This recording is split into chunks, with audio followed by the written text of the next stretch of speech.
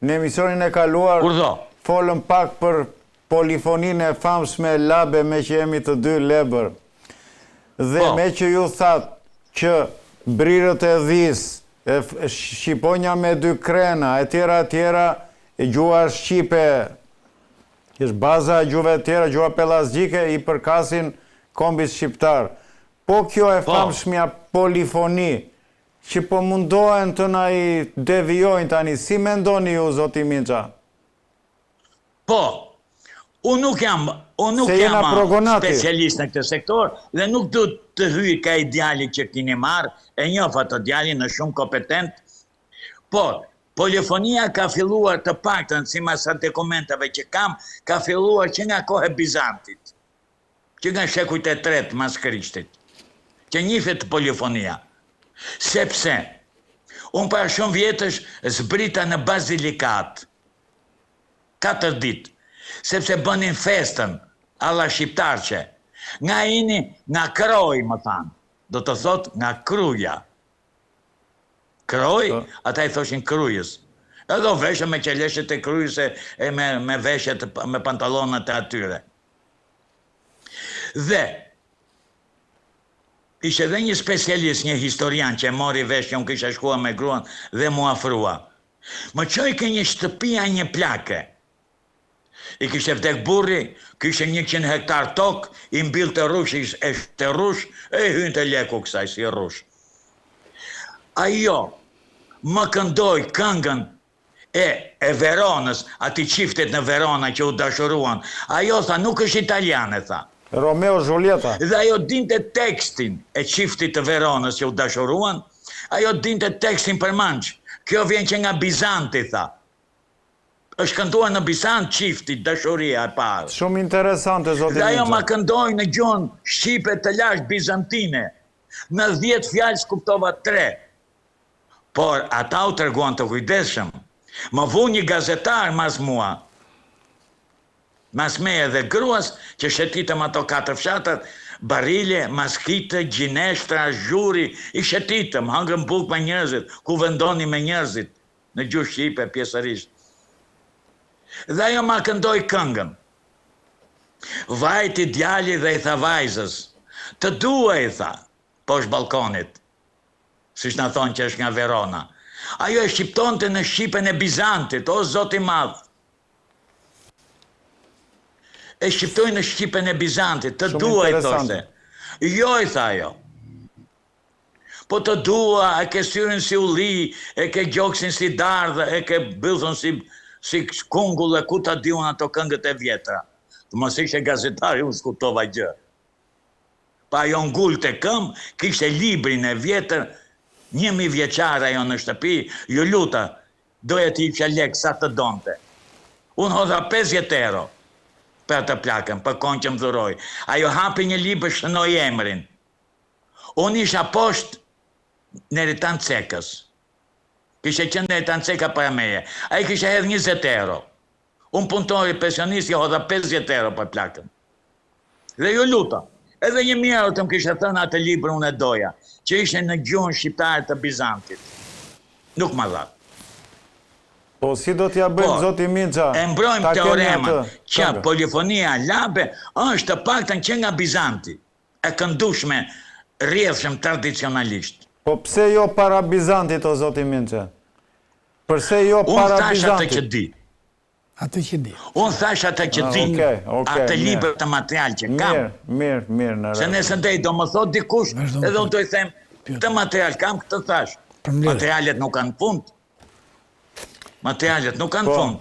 Dhe sa s'ka pas muzik, njerëzit me zë kanë kënduar.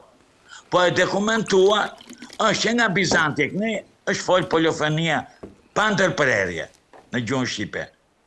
Po, edhe sot e këndojmë në Labë të zoti Minxa, ti e unë e këndojmë.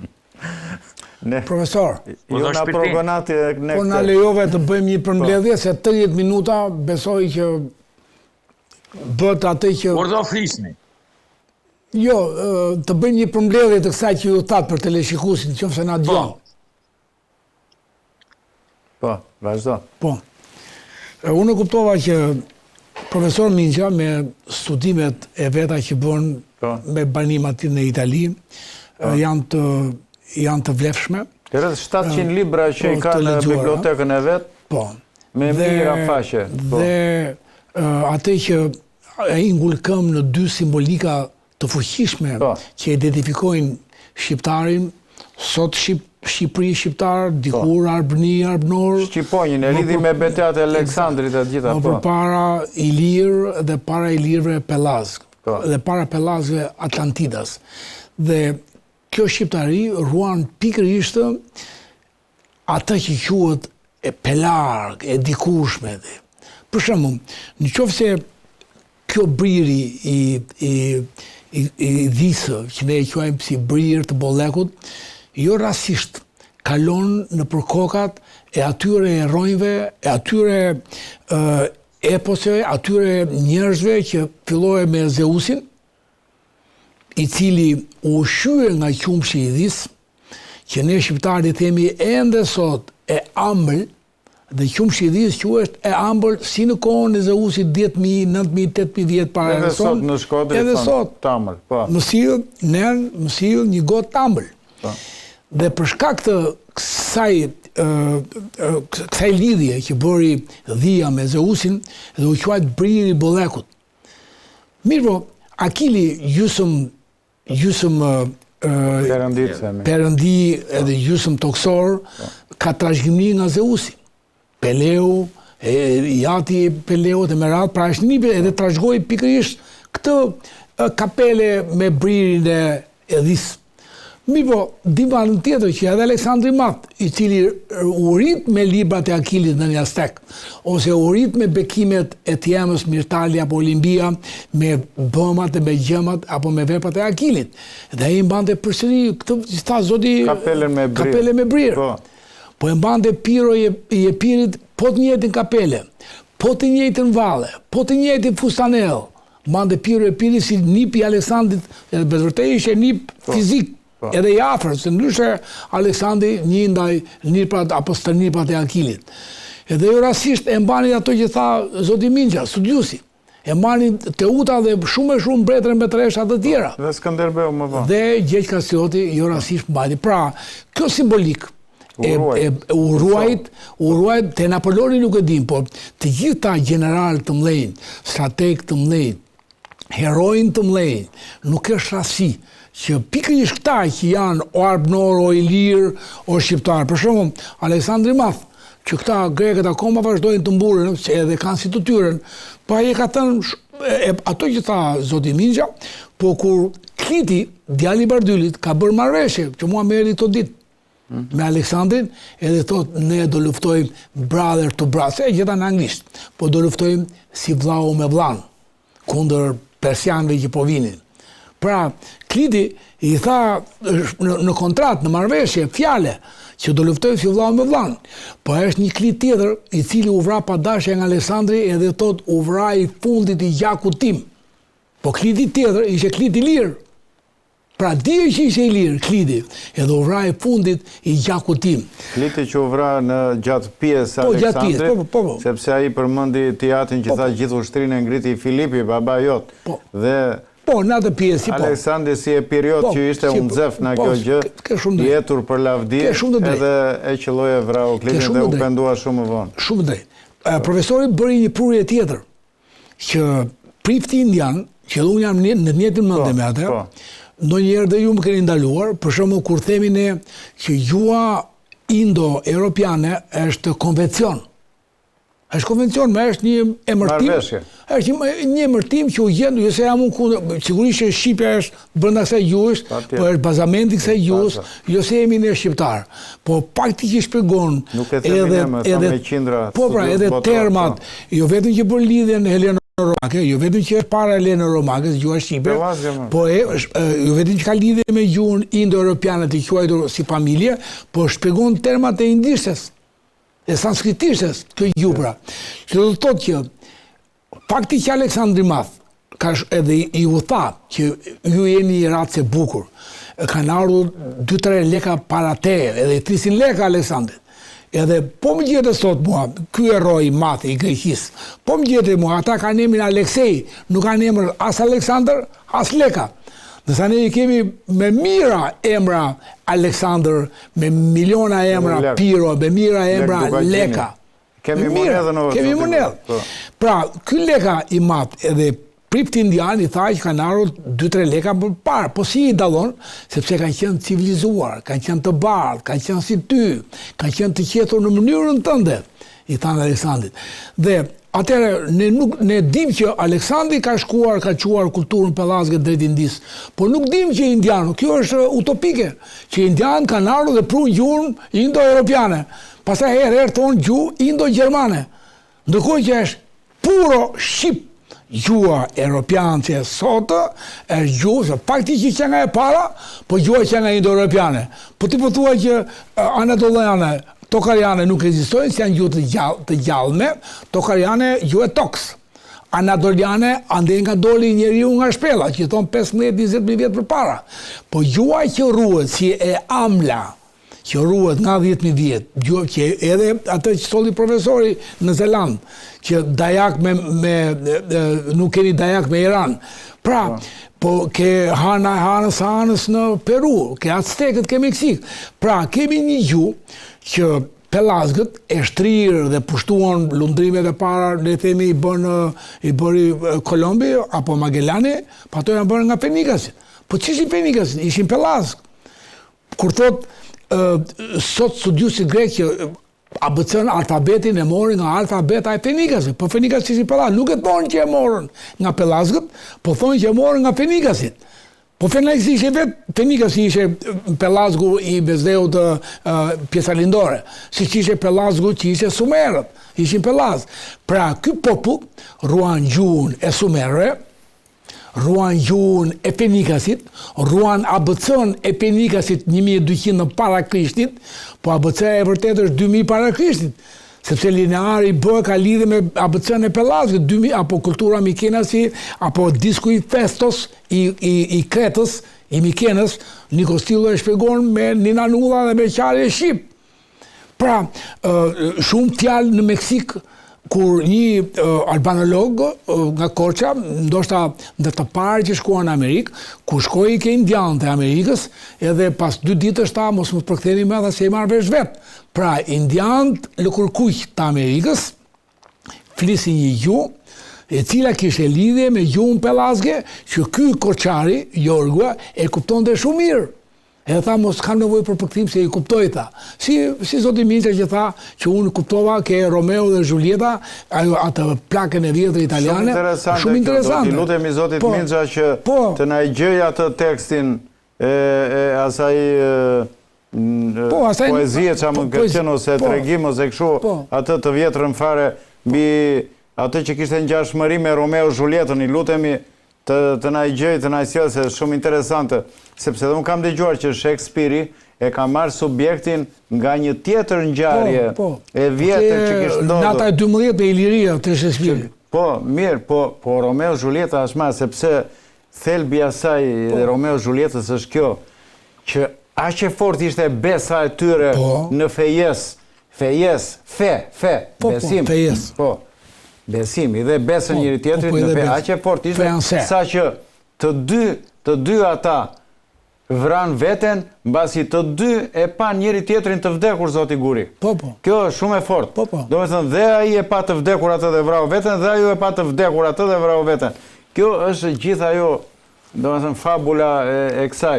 Dhe përfitoj në rasti zoti Guri që Fenikasit e famshëm, më erdhi tani një shpjegim i emrit të tyre, zoti Guri, që ndoshta bëhet për herë të parë, kërkojnë ndjes për mungesë modestie këtu, po pastaj le ta gjykojnë njerëzit, le ta gjykosh dhe ti kështu. Sepse grupet e popujve më përpara mblidheshin nga besimi që kishin, ky me këtë besim, madje edhe në kohët e sotme pak a shumë. Fe i thon besës. Fe. Dhe është e vërtet. Fe niki. Do me thënë, fe një ki, fe një ki. Një është një, dakor, edhe një është një. Edhe feja është besimi. Edhe besim, po, pa diskutim. Besim në Shqip, edhe sot i sepse thonë. nga fjala fe vjen feonse, në fëngjisht. Që do të thotë që i babai me baban, i dhan fjalën njëri tjetrit, bën be, bën fe dhe fejuan sipas sërës që ata janë, fejuan fëmijët. Që 2 apo 5 vjeç.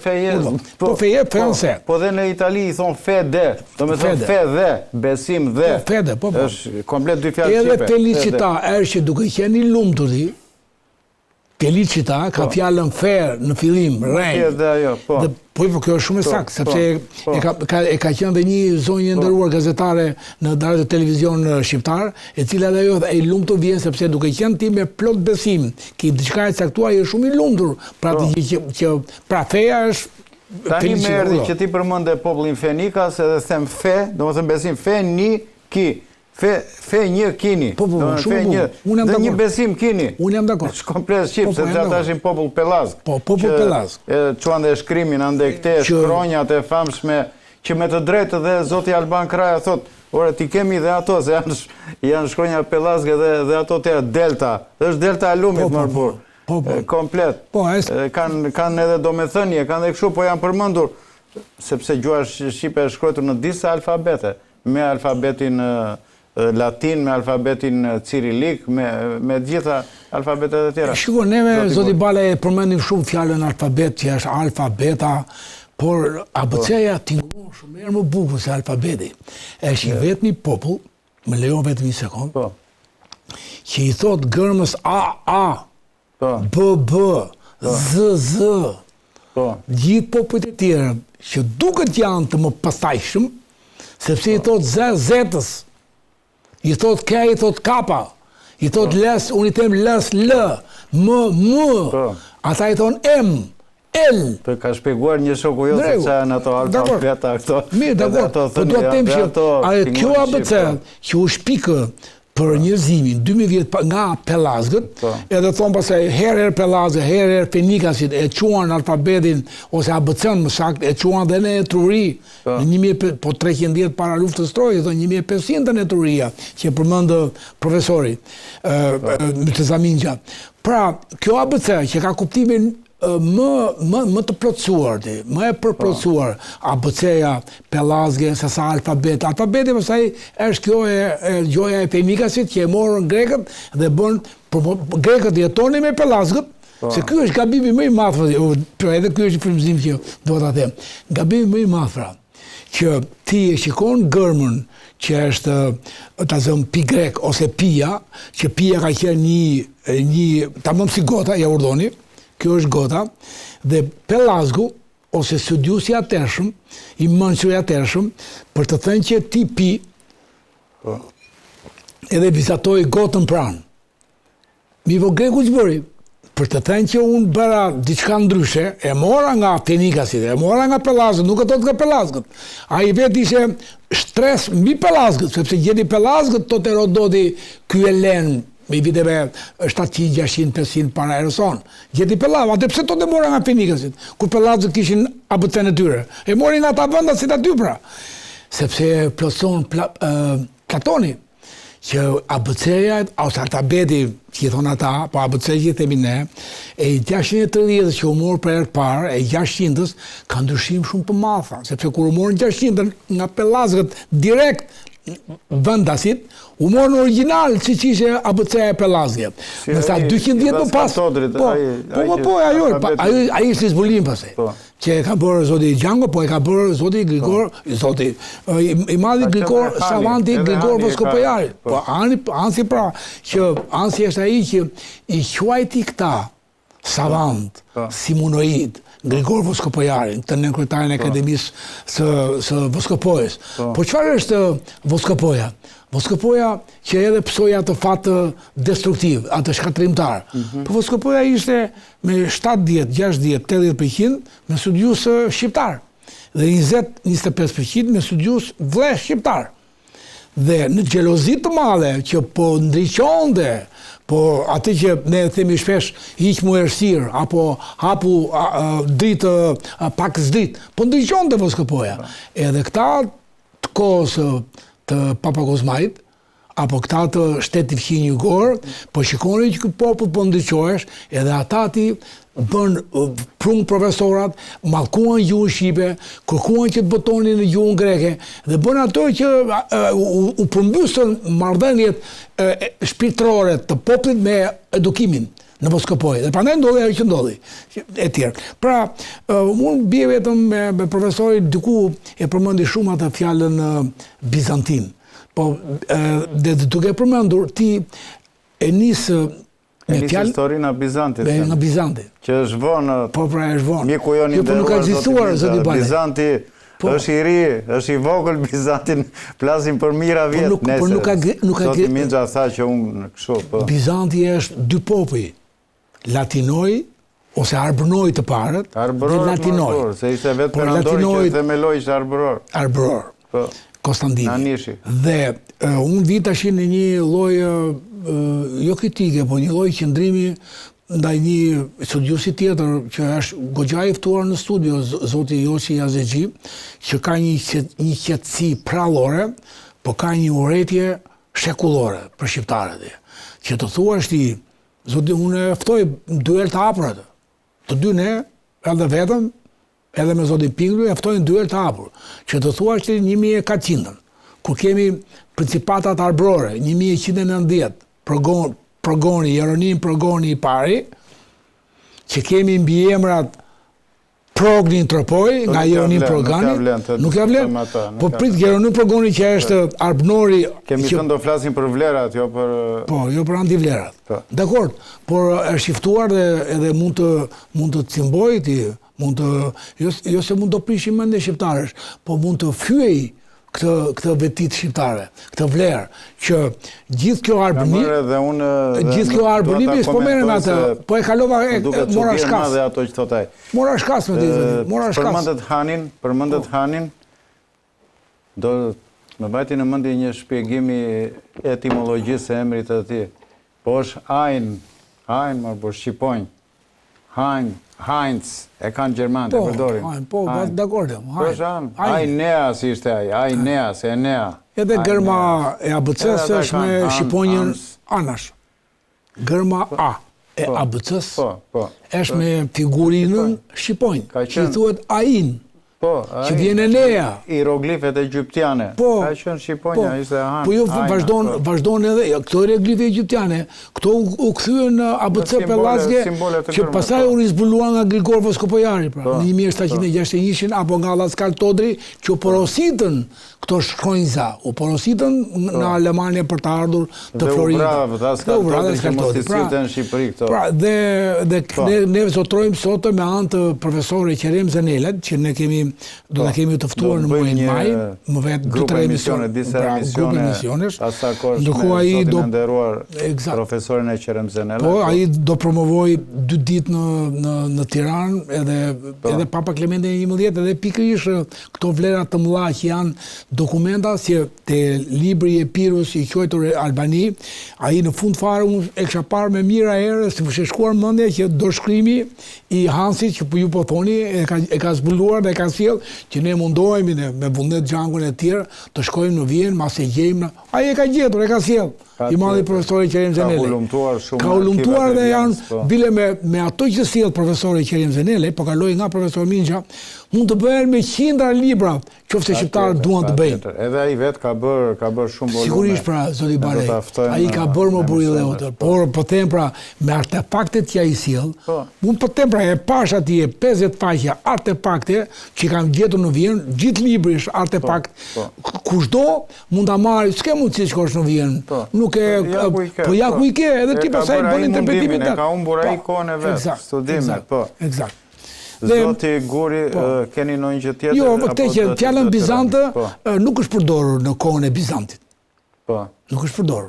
Është përdorur vonë, si puna e Ballkanit, thua ti që në shekullin e 10, në shekullin e 12, Ballkanasit, po nuk është përdorur, është përdorur 1800 dhe këtej. E njëjta gjë. Po, edhe arta gjithë. Është e njëjta gjë, dhe Bizanti nuk është përdorur. Lidhur me simbolin e Barova, me simbolin e shqiponjës, që profesori e çon shqiponjën shumë thellë në histori, deri ke Sumer, që është e vërtet, deri ke Hititët.